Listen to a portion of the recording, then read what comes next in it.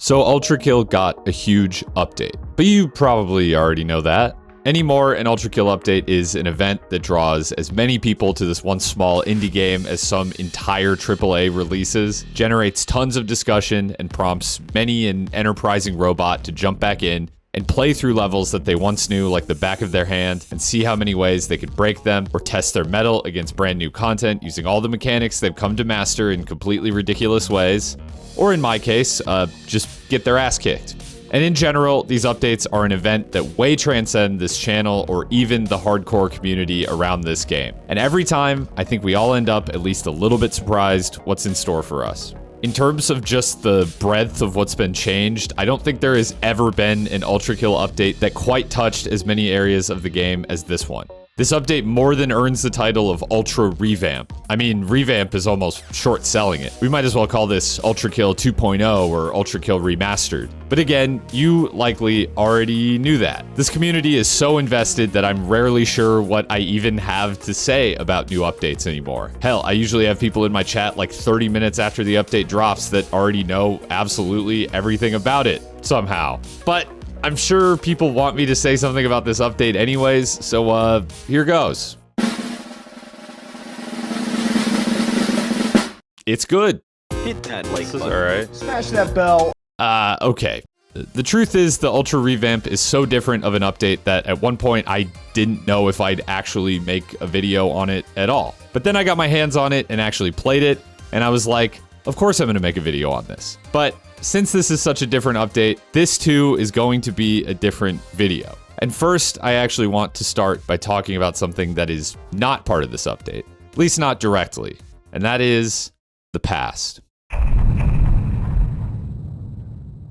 On February 1st, 2025, Ultrakill reached its 7th anniversary since the beginning of its development. Pretty cool, eh? And to celebrate this huge milestone, Hakita and the dev team did one of the coolest things they possibly could have, and released some of the earliest builds of this game for everyone to check out, including one from the literal first day of development. Now, all you can do is walk forward, pick up the pistol, and see the title drop, but even since that very first day, you can tell this is Ultrakill.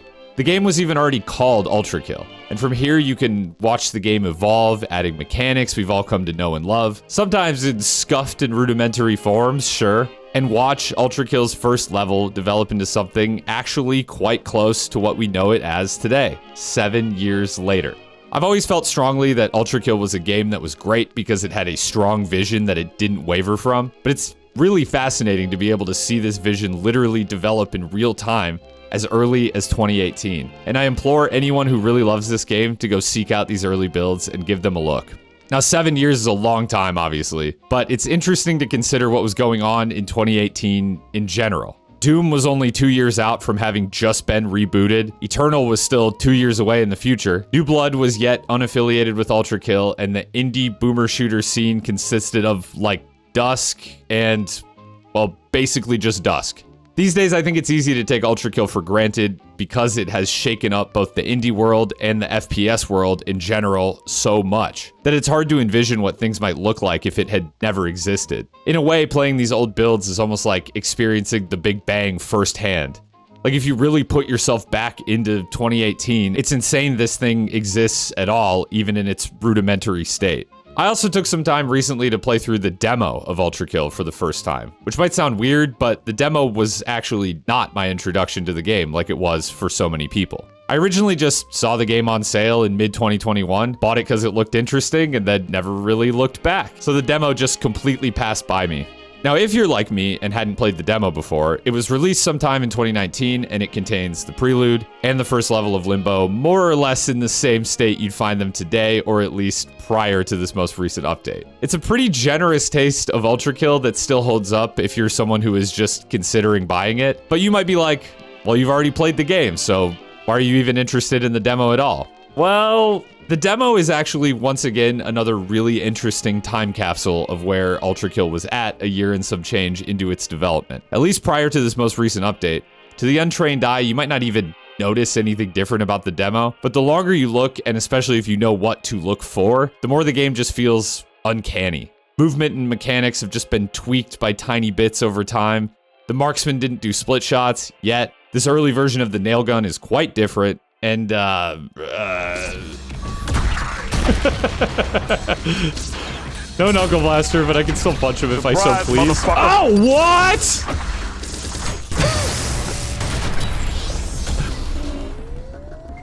Oh! Oh boy. Ah, what a cool looking boss. I sure hope he's fun. Oh. Baited. Baited. Baited. Oh. Yeah. I've heard some murmurs over the years that the demo should be updated, but I don't know.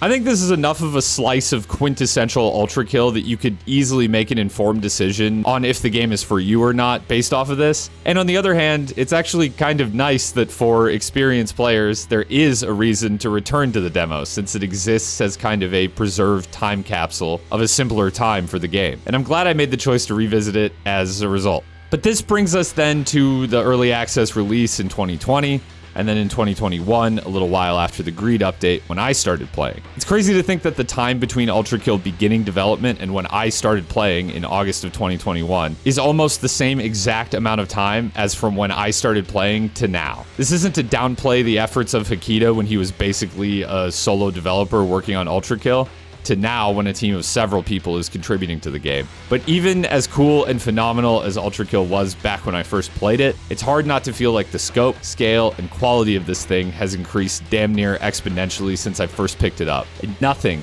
has ever cemented this further than the Ultra-Revamp update.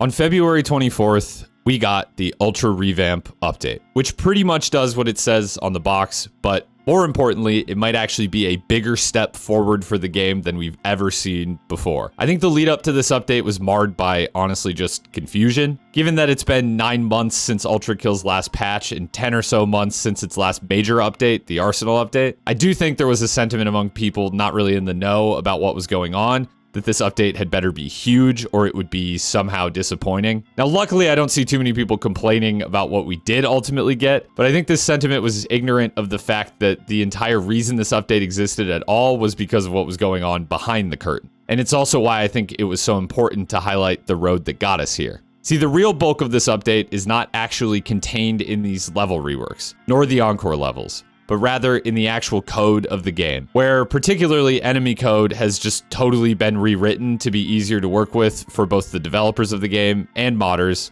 paraphrasing from just what Hikita and the dev team have said publicly, of course. I don't have any inside info on any of this, but everything else is secondary to that. I bring this up because I think it's important to understand how big of an undertaking this was, to the extent that it defined the timeline of this update. Hell, we might not even have level reworks or encores, at least not yet, had this code refactor not come to pass. Of course, there's only so much to say here since this is basically all behind the scenes stuff, but I did at least want to get it out of the way before I talk about too much else. This isn't to say that the level reworks aren't incredibly exciting in their own right, or that they didn't justify the nearly year-long wait. They did, and then some. In fact, I knew as soon as I booted up the game that the scope of the Ultra-Revamp was going to extend well beyond what I had originally thought. Show on screen, please, what's happening? New intro! That was cool. Holy shit, they did everything. They done zhuzhed up the whole game. What? Yo, I was not expecting that. Now, I'm going to be honest with you. The game has changed so much with basically every level in the game being updated in some way that if I were to go through absolutely everything, it'd start to look an awful lot like just a normal playthrough of the game, which is what I did. Now, if you want to see my reactions to everything, that is over on my second channel where the full unedited VOD of my first look at this update is located. Check out my stream while you're at it. I do try and stream new Ultrakill stuff when it releases, but I stream all sorts of things as well as Souls games, roguelikes, and other fast FPS games. All manner of weird indie games with Ultrakill just being a small part of what I do. But for the purposes of this video, I want to highlight just a few of my favorite changes that came with this update. There's a ton to experience for yourself anyways, and probably a lot of stuff that even I didn't see. But I was still blown away by how these levels I've played through hundreds of times had been transformed, at least visually, but with a handful of gameplay-facing surprises as well. In fact, I was surprised right away to find that pretty significant changes started even before the title drop of 01. Maybe it's a little... Oh, this is different. Never mind. Oh. They really want to make sure you dash. Okay, I'm glad I played this. This is actually quite different. And although this was surprising, these changes are relatively subtle compared to the ways in which the prelude has overall been transformed. Though these levels play more or less the same as ever, they have been totally visually transformed, and in my opinion, for the better. Not only do these levels look fantastic, but they individually stand out from one another so much better than before, including taking some relatively unremarkable rooms and adding memorable visual gimmicks to them. Oh, that didn't kill ya. Wait, what was that? What was that? Ah! Wait, hold up. There's like blood in the walls? What am I... Yeah, there is. That's crazy.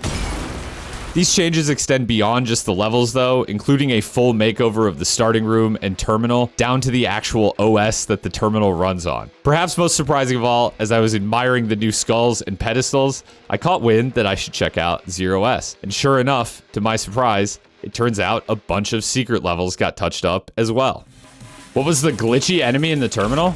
Oh yeah, this is something wicked. That's funny that it doesn't like show a portrait for him anymore. The question is, does something wicked look the same or has he actually changed? I hear you. Got him. You're not behind me, are you? Ow, motherfucker. He's like hard to see now.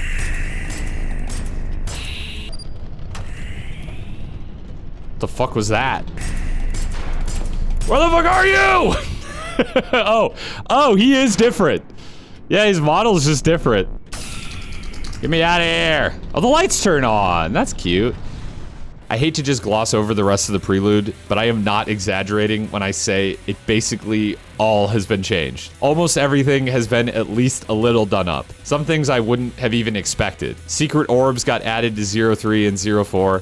04 as a whole, though it has the same general layout, damn near feels like a new level, with probably the most extensive visual makeover of any level in the game. But this update isn't just visual makeovers either. Previously, one of the more, underwhelming enemies in the game, the Schism, actually got a pretty impactful gameplay update. Oh, you're new. I know you're new. Wow. Wait, what happens if I parry now? Okay, it just sends the one back. At first, I thought this wouldn't make too much of a difference, but as levels get harder and more jam-packed with enemies, especially arenas with multiple schisms in them, started to feel pretty oppressive with the amount of space their sweeping attacks could command. But along with this comes an easier time parrying them and more potential to bait out some friendly fire. A neat little balance change that makes these guys feel at least a little more unique to engage with. And the unexpected changes just didn't stop there. We even got a new death screen? I mean, who expected this? Yeah, we'll show the death screen, why not? Oh, that's a lot different, actually. Now, I'm not your guy for dissecting lore implications, but there is some pretty interesting stuff contained within the death screen if you care to read it, including V1 saying, "I don't want to die," over and over again. The attention to detail in this game never fails to amaze me. Even on the off chance this is ultimately just some meaningless flavor text, it's cool to see stuff like this added just to make the universe of Ultrakill feel more alive and interesting, like there's more going on under the surface. Speaking of which, while I've always found the Limbo layer to be pretty cool looking, slightly more subtle visual updates here to this layer have gone a long way to improving the uncanny fake sky and foliage effects, which is a real positive change for just hammering home the themes of this layer and making them overall more effective and memorable. But once again, this layer had some pretty interesting, surprising changes as well. 1.2 has a new soundtrack, which was unexpected, but don't worry, gamers. Only for the intro. The best track in the game, A Complete and Utter Destruction of the Senses, is still there. But the changes only got even more surprising from there. Interesting, they put a little outhouse up here. Maybe that's always been there, I don't know. Oh! That's what the outhouse is for! Oh, that's cool! All in all, though, there isn't specifically as much to talk about with Limbo. The visual updates here have a bit of a softer touch than the prelude, but they're still very effective where they exist, and elevating this feeling of a thinly veiled illusion becomes actually really important later on in this update. But we'll get to that. For now, we move on to Lust, where one of my favorite visual updates has been done, and, well, I'm just gonna let this one play out. Yo! Dude, that looks so good, actually. That's really cool. An actually modeled city. Can you believe it? And we got cranes. That's right. Cranes. Can you believe it? Okay, yeah, the cool part is definitely the city. I think that speaks for itself. Although these levels haven't changed too much within themselves, this visual update really gives a sense of scale to Minos' city that actually carries all the way through to the boss fight. I've seen a slightly mixed reception to the buildings being added to King Minos' background, since it does kind of diminish his scale a little bit, I guess. I personally wasn't really bothered by it though, and even if there are some negative consequences, I place a higher weight on this change just adding a sense of progression to this layer that makes you feel much more like you're actually descending into this city. Even though it's been stated before that the layers of hell don't necessarily progress logically when it comes to space, these little touches actually do go a long way for me to connecting the levels together. Something that could also be considered a theme for this update, which we will revisit later. A couple other minor changes here that I think are worth touching on. Dog, the stairs are sideways. Minos City going to shit. Hello. Wait, what? That's fucking evil. Didn't there used to be a floor in there? Am I crazy? Oh, Mind Flayer has a boss health bar now. Hello. Huh. That's cool. And apparently the Mind Flayers have like a 2% chance to be male now. I thought this was fake when I first saw it, but apparently it's real. Wild. But all in all, the further we get into this update, the lighter the changes get for the most part. But certainly the surprises are not done coming just yet. Gluttony has had a nice visual update, just kind of taking what was already there and just making it look a lot more consistently gross. In a good way, or as good as something being more gross can be. There's some more significant changes, like the Escher staircase room having been turned into bones, kind of like the spinal staircase from P1. Outside of just a pretty significant visual upgrade to both of these levels, there was one major change that really stood out to me. Something that I've kind of deep down wanted for a long time, but just assumed would never arrive until I saw this. Go to the top of the first room. Can I destroy this? Shoot the top of the eye with the saw? Oh my god. Shortcut! Oh, fuck! Oh, that is sweet. So yeah, I absolutely love this. I really enjoyed both Gabriel fights as some of my favorite in the entire game, but in general, just with how much easier it is to get to the boss, I tended to default to 6-2 if I just wanted to fight Gabriel, even though the fights are pretty different. So having a pretty equivalent shortcut for 3-2 is really awesome and will definitely lead to me replaying this level more often. And since people are probably wondering, yes, P1 got a similar glow up to the rest of the layer as well. There's not too much else to say there, but it looks great. Greed was, in my opinion, already one of the best looking layers, and Act 2 in general was not desperately in need of any changes, but Hakita and team still delivered a surprising amount of new stuff to us here in Act 2. Greed is one of the less touched layers overall, but there's still some stuff worth mentioning here. Namely in 4.2, where a lot of the background objects look better, and the sand really has kind of a much more overt glow to it, probably to just better suggest that it's gonna fuck you up if you step on it. Wrath was actually already probably my favorite layer visually, so I was positively surprised at the amount of love it got in this update, including 5.3, which was already one of my favorite levels both visually and gameplay-wise, probably getting the most extensive changes, including an actually very interesting addition with an impact on both the visuals of the level and gameplay. Ha! Oh, that's cool.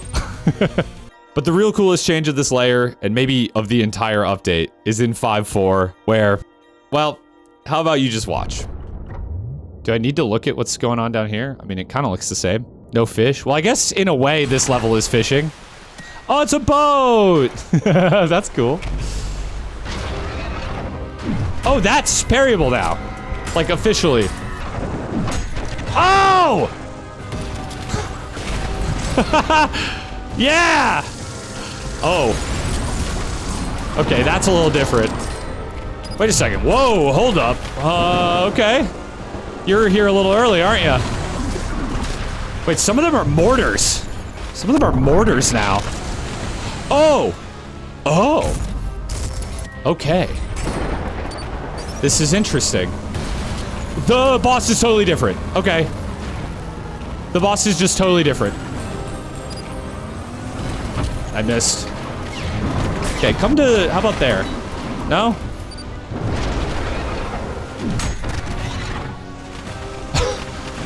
Okay, yeah.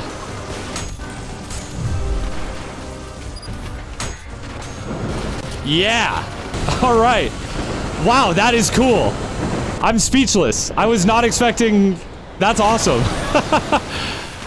I was honestly already ready to make the case that the Leviathan was an underrated boss and was plenty fun and good for what it is, and its general lack of difficulty does not have to be a knock to it, especially in a game that does provide so much challenging content now for players who do want it. But after this change, I think this boss is legitimately fantastic. The Phase 2 is super cool and a fun change up without compromising what this boss was about or making it just stupid hard for the hell of it. Good stuff. Love the touch that the platform that you fight from is a ship now, too. Heresy as well was one of the layers that if you had asked me, I would have least expected to get changes. So I was extremely surprised to drop into 6-1 and find out that already the most metal layer got a somehow even more metal makeover. Fuck yeah. I love that you can now see the upside down city of Dis hanging over your head in this level. Really cool kind of inverse effect of Lust City and a nice unexpected touch overall. Probably my favorite addition though are these coffins filled with lava scattered and hanging everywhere. If you get close to them, they even have a little something to say. Okay. Oh, yeah, people not having a great time in there. Yeah, not having a great time, are we? Gabriel's Arena got what could be seen as a gameplay change as well as a visual update. No longer is there blood or water or whatever it was on the ground. It's now more like bone and ash, which means electricity can be used without fear of self-damage once again. Not sure how I feel about this. I actually think this was already one of the coolest looking boss arenas in the game. And while I don't think it looks worse now, it does kind of feel like some of this was just changed for the hell of it. But I'm sure I'll get used to it. At the very least, I can say with confidence it's not a downgrade, and the candles around Gabe's organ are very cool.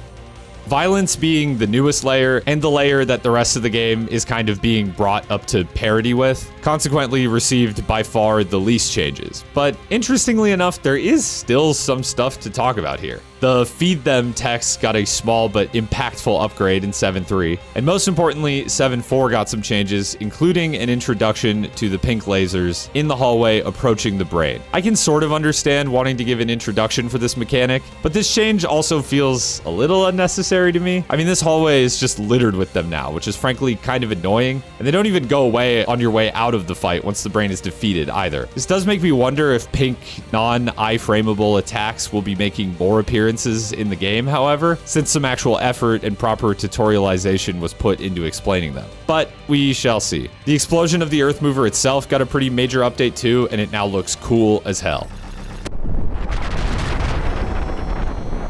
Oh, that's pretty. And that's it. Well, I mean, that's far from it, but like I said, it's nearly impossible to concisely list every change to these levels that came with this update, so I've settled on some of the more impactful ones, with acknowledgement that it is fun to discover things for yourself. I know I'm still discovering things well after my first playthrough of this update, and probably will be well into the future. And speaking of which, maybe now is a good time to talk about exactly that.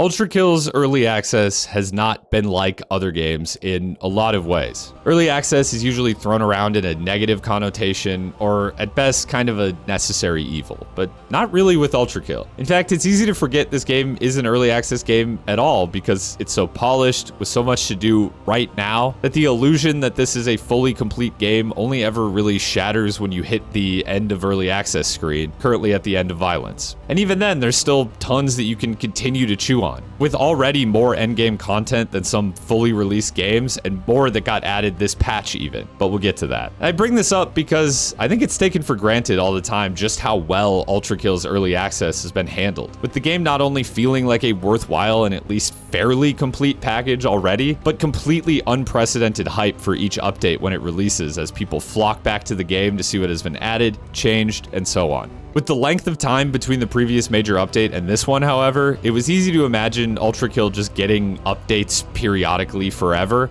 And look, I'm not going to claim to know what kind of plans Akita, New Blood, and the whole dev team have for this game beyond the obvious releases of Fraud, Treachery, and the remaining Prime Sanctum and Encore levels. But all to say, a lot of people know Ultrakill only as basically a single-player live service. And though that term has a negative connotation to a lot of people, I actually say it with endearment to just how well Ultrakill has approached this early access phase. The amount of times I saw people saying the game was dead or dying or whatever because we one time had to wait 9 months between updates was kind of ridiculous. With some people even comparing it to things like Silksong or Deltarune, games which have had famously long dev times. Now, obviously, those are ridiculous, extreme examples, and most people have a healthier perspective on this stuff. But it all goes to say that a lot of people have grown really accustomed to their experience of Ultrakill being defined by these periodic hits of new stuff to chew on. And that is going to end sooner rather than later.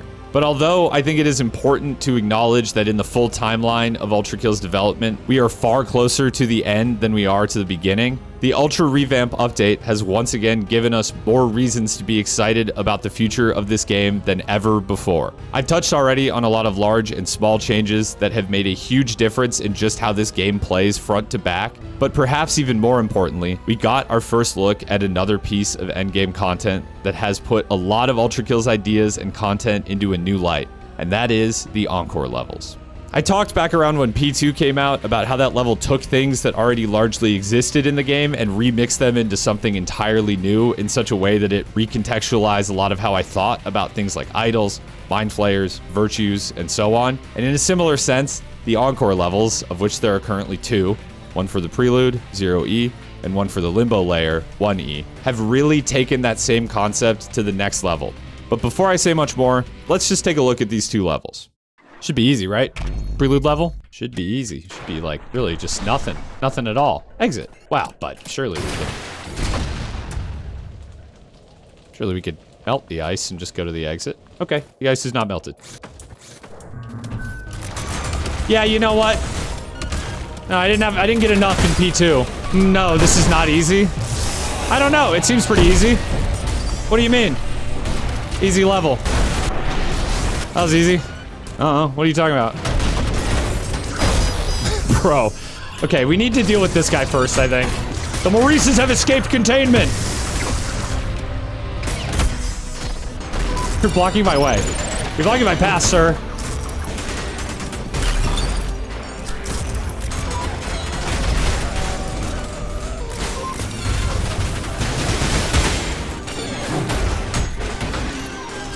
Okay. How about this? Nope. Wrong. Wrong. Hello? Can my button do the thing? Oh my god. Okay. No, dude, I missed. This is good so far. I mean, this is like fun, challenging combat so far. Alright, so interesting.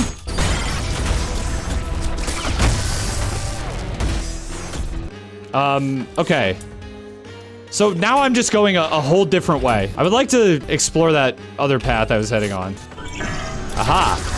Oh. Wait, where is the fucking... Okay.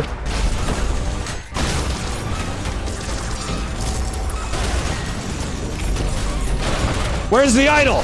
It's out there. Oh, it opened. Okay. Jesus. No, not for you? Wait, what? What did I have, like a idol or something? What are we talking about? You're not as bad as an idled mind flayer, I think.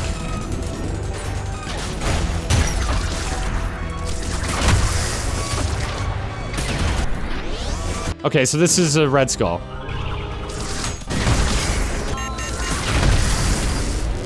You can use the upstairs.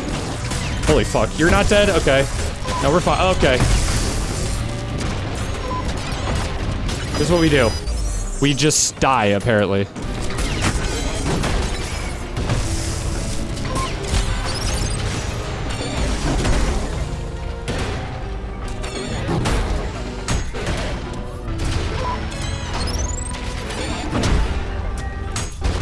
Please die. Thank you. All right, we're good. Dude, I don't even know where I am in this level. I've got a skull now, though.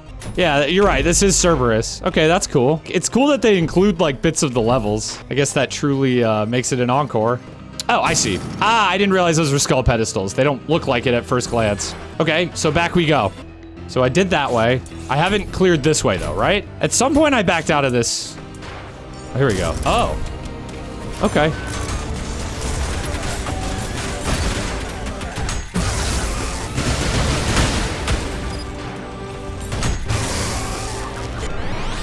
Radiant Swords Machine. There it is. Radiant enemies have increased health and speed. You don't say. Oh boy. What are we doing? What are we doing? What are we doing? I'm fumbling with weapons now.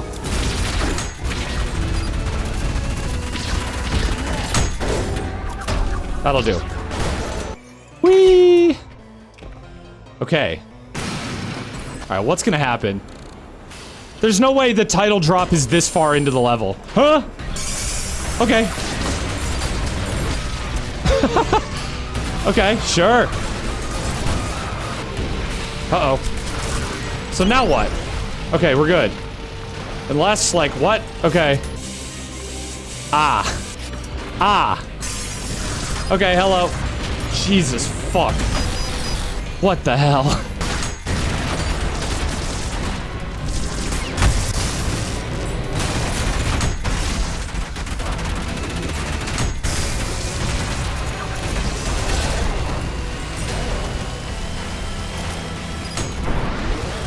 Get me out of here.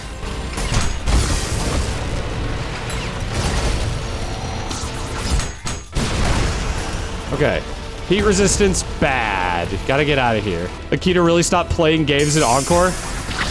You're kidding me if you don't think P2 was exactly when he stopped playing games. Okay, where's the door? Here it is.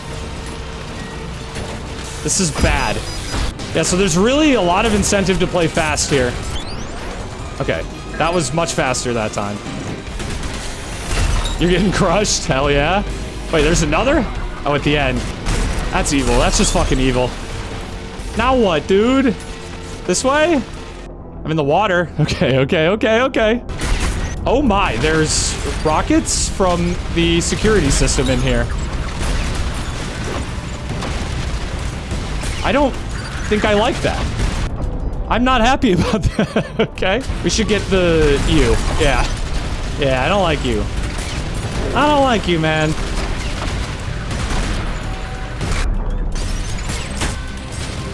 Okay, you're dead. You're an issue, but you don't move, so...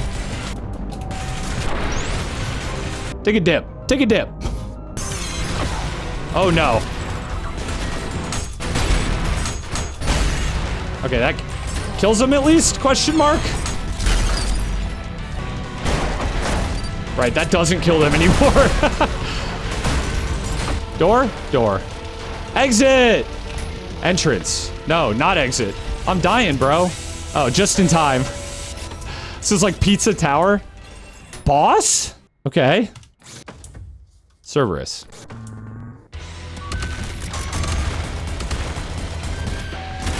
Radiant Cerberus. Okay, okay.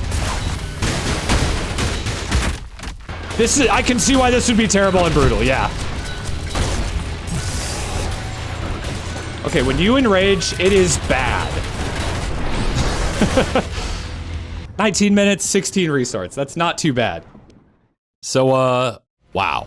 It's still early, and with full recognition that these levels are firmly in the honeymoon phase, I think that might be one of my favorite levels in the game. I've actually always had a soft spot for the simplicity of the Prelude's corridors, closed-in arenas, and environmental hazards, adding interest to what are otherwise fairly straightforward levels and arenas. And I actually think that in a weird way, despite the dramatic increase in difficulty, Zero E does a remarkable job of capturing what I loved about the Prelude while also raising the stakes. Not only is this level very clearly a neat reimagining of the layout of the Prelude levels if you just kind of smushed them all together, where you can really much more easily imagine it being this big hulking beast of an underground megastructure that the small enclosed levels of the actual Prelude just can't so easily capture. The combat encounters too retain the kind of kill fast, die fast combat that the Prelude introduces in the first place. But the best part of all is that if the Prelude is the class on how to adapt to Ultrakill's fast and aggressive combat style, then Zero E is basically the ultimate test. Because once you acquire both of the skulls,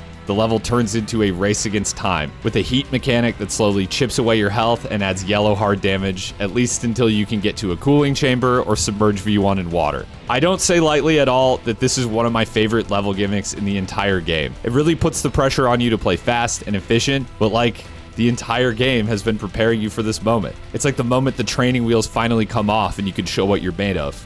Honestly, this gimmick is so cool that I'm almost sad that it was used on an optional level, but maybe we haven't seen the last of this type of thing either. So yeah, as evil as some of these arenas are on a first brush, I have no notes. It always feels like you have options for how to conquer these, and this was just a beautiful reimagining of the Prelude with one of my favorite level gimmicks to boot. Obviously, I played this level on Violent and felt it was a well-balanced and fun challenge, but it's worth mentioning that opinions seem really divided between people who played on Violent and below and people who played on Brutal, where particularly the final Radiant Cerberus duo is just comically overtuned and basically requires an unfun approach to get past consistently. I have my own gripes with Radiance as a mechanic that I've touched on in a past video. Mainly just that stat tweaks dictating difficulty don't really feel super at home in Ultrakill, where difficulty is usually much more nuanced than that. But on Violent at least, the use of Radiance felt well placed and not egregious. So if it really is as problematic on Brutal as some are saying, then I hope it gets addressed.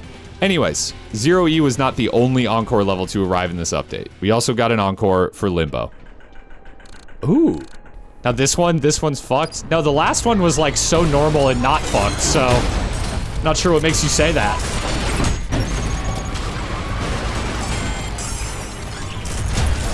Interesting. Why did you get Radiant, or did you just spawn in? You might have just spawned in. Oh, bummer.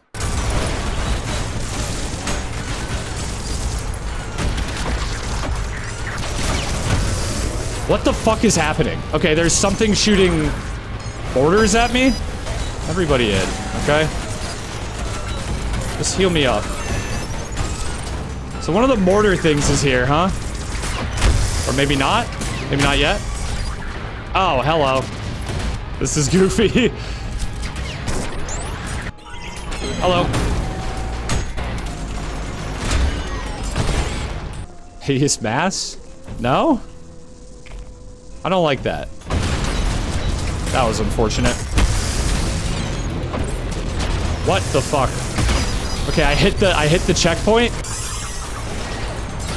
Okay, don't love this.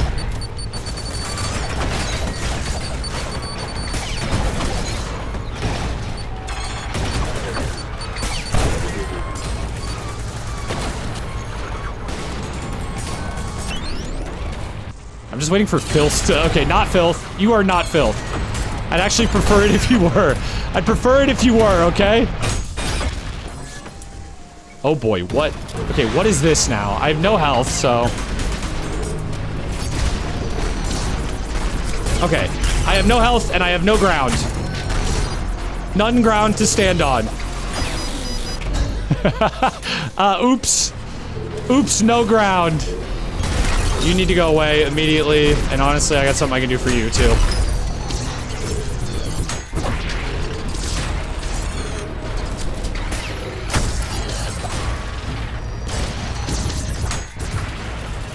Hello? I can't... Okay, so you can't do it even after you've regened your stamina, huh? Please, Mind Flayer... Dude, this room is fucked. I don't know what I'm doing, even. You could jump off enemies? Is that a new thing? Or have you always been able to do that?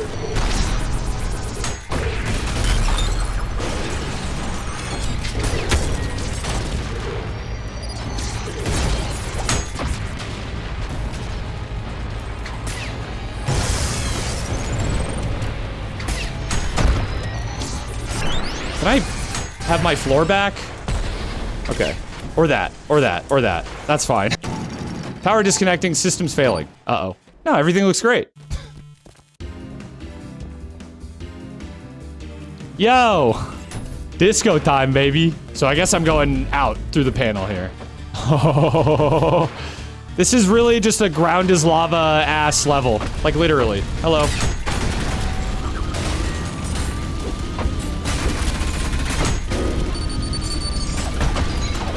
Okay. Oh, it's fine. It's fine because I have Maurice. Just kidding, I'm dead. I see. Yeah, this is definitely previously unexplored territory of difficulty. Just what do you do if you can't touch the fucking ground? I guess this could be like a rocket riding moment. The thing is, I'm not very good at doing it quickly, and also that. Like, they're kind of here to completely deny rocket riding, huh? Okay, sure, fine. Okay, there's a little bit I can stand on over here. Damn it, dude. Dude, you can't stand on the trees. Alert, you cannot stand on the trees. Dude, this is fucking with my mind so much. I'm dead. I'm stuck in the lava. I mean, this is what we want out of Encore levels, don't get me wrong. But man, I'm not having fun right now.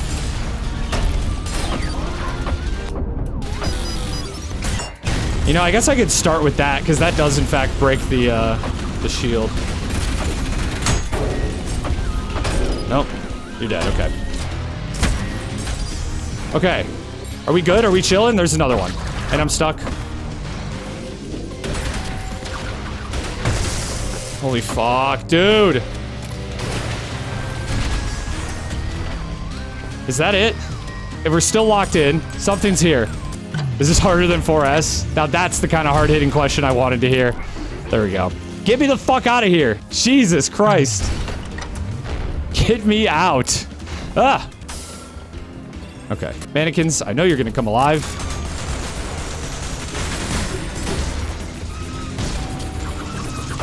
Imagine they put mannequins in the Encore and they don't come alive. That'd be funny, actually. Where is the virtue? Must be down here, huh? Virtue? There you are. No, I don't want that.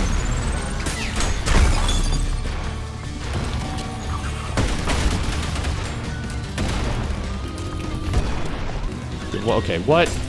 Oh no. Oh no, bro. Oh no, bro.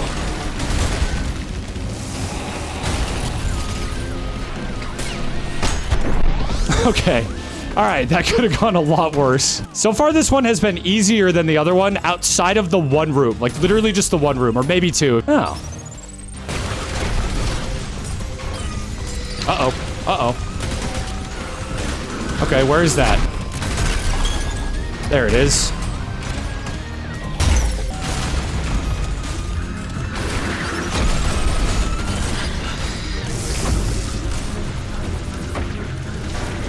No, no, no, no. Hold up, hold up, hold up, hold up, hold up. Okay.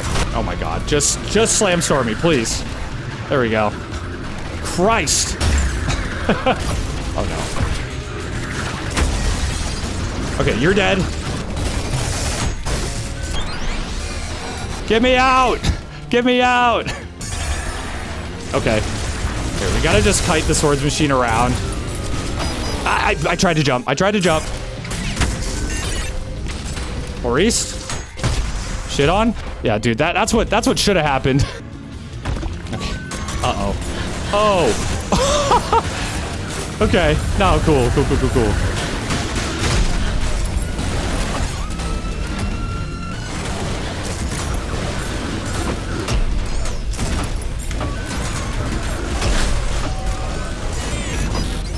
Damn it, dude, I was so close. This is pretty painful, guys. I don't know. I almost had this on the first try. I think I just need to abuse the jump start more. There it is. Okay, the problem is, like everything else,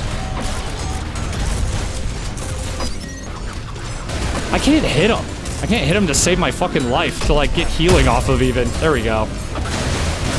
Please, please die, please die, please die. Okay. Now the rest of this, not great, but it could be worse. Come on, surely.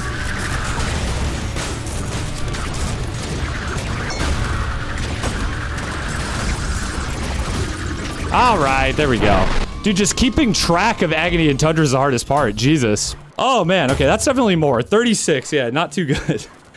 1E is yet again another amazing reimagining, at least visually and conceptually, this time of the Limbo layer, offering a look behind the curtain of Limbo's endless screens and fake skyboxes. Really cool moment when the system resets and the screens start glitching. Now, I do overall like this level, but for me, it didn't quite hit the highs of Zero E in its actual combat encounters. For the most part, I'd say they're actually less challenging than Zero E's Gauntlet, and the level feels considerably shorter as well. A lot of these first few arenas kind of just pass by me, honestly. Now, obviously, a lot of conversation is going to be centered on the rooms where the floor is either lava or just straight up non-existent. And even though they both filtered my non-cybergrind playing ass, I am still in favor of arenas like this that challenge the ways in which you think about the game on a high level. Once I got over the shock of just like not having a floor, I think the floorless arena is actually one of the most interesting arenas in the entire game. I of course missed the tip that you can reset your wall jumps by bouncing on enemies' heads, but I still was able to get through this one with whiplash and just quick kills. I later discovered that there's actually a lot of different things you could do here. For one, I mean, rocket riding is obvious. I do use rocket riding for traversal every now and then, but I'm not very practiced at the instant rocket riding in the heat of combat, so that was kind of out for me. But I also discovered that you can get up to these pipes way high up. They're not a ton of ground to stand on, but I actually do like the optionality of it if you're struggling to play with no floor. The next major arena filled with lava, I am a little more mixed on, as you probably have already guessed. Admittedly, I was pretty lost on this one on first brush, but after coming back to it with a clear head, I explored some strategies that simplified it a lot. It's actually not too hard to just deal with these gutter men fast, and then the sentries and Maurices are really pretty minor threats in comparison. I just don't love arenas that rely on awkward geometry and damaging floors to add difficulty, and I never really have. I'm aware there are ways to deal with it, but it just isn't as fun of a way to play the game for me. Instead of prompting creative gameplay, the lava room really feels like it kind of just limits your options to me, which is maybe why I like it considerably less than the floorless room, which, while oppressive, still allows you to get pretty creative in your approach. Here, you can't really rocket ride while the gutter men are up, and you can't really whiplash to them until their shields are broken either. And then once you get to them and break the shield, you kind of just want to stay in place and kill them as fast as possible.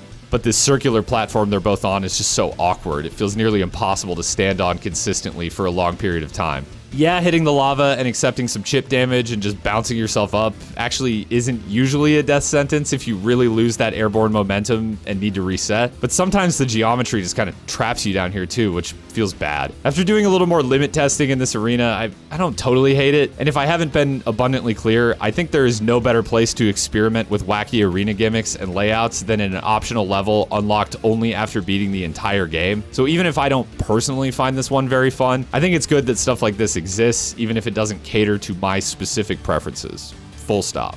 The final boss of this one, the Radiant Hideous Mass and Swords Machine duo Agony and Tundra, is also honestly just not that fun or well thought out to me. Now you can skill issue that or whatever, I don't really care. But frankly, my complaint isn't even really about difficulty. This fight is just pure chaos in a way that doesn't really suit what I come to Ultrakill for. Whereas a boss like Sisyphus is almost definitely a lot more difficult. Dying to Sisyphus, you almost always at least feel like there was something you could have done better. This trio, on the other hand, just feels completely random in a not very fun way. And with so much going on, that having a full grasp on what's going on around you sometimes feels impossible. And that, I would say, is blatantly uncharacteristic of most of Ultrakill.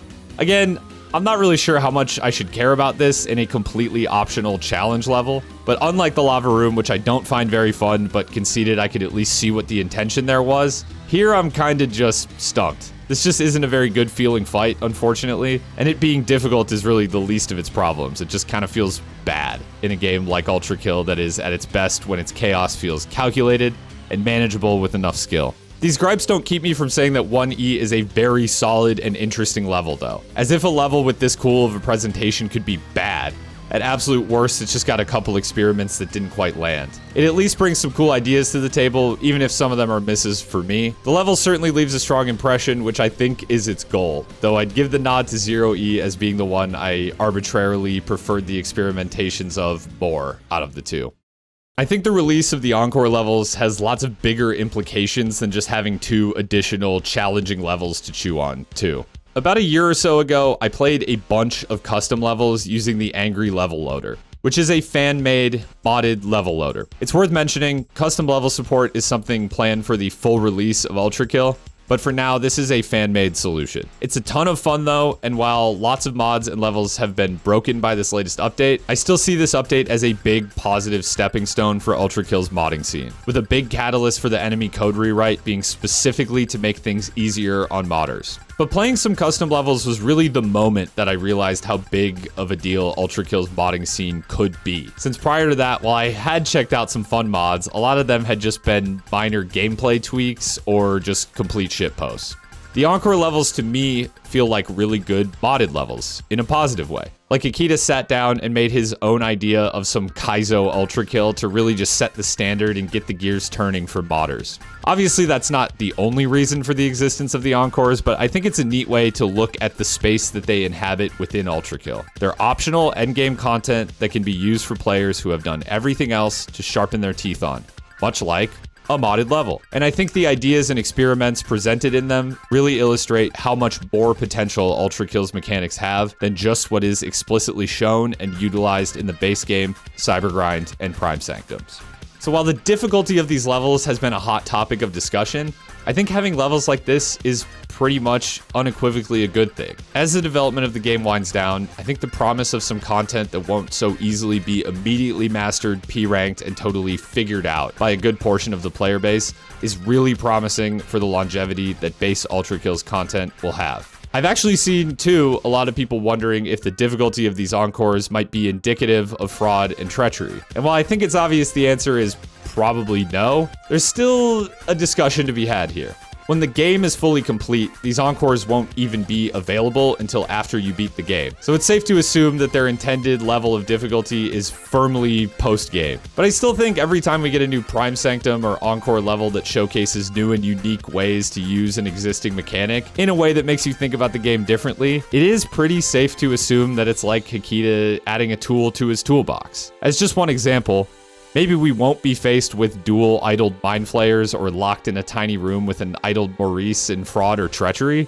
but the general idea of having to play a full arena around a problematic enemy that can't so easily be killed is extremely interesting and has tons of potential for expansion. Maybe we won't be asked to do a whole arena without a floor again, but with being able to jump on an enemy's head to stay airborne, maybe we'll see some arenas with awkward gaps where we have to use enemies to traverse. Really, I think it's safe to say in many ways that this update is a glimpse at Ultrakill's future, both near and far. And while I won't claim to have any inside info on what's in store for us, I have never been as excited for what's coming in future updates than right now. And although this update has been a bit of a different one in more ways than one, I am incredibly excited at where it has gotten us to and how it has set us up for an incredible conclusion to this ride that is Ultrakill.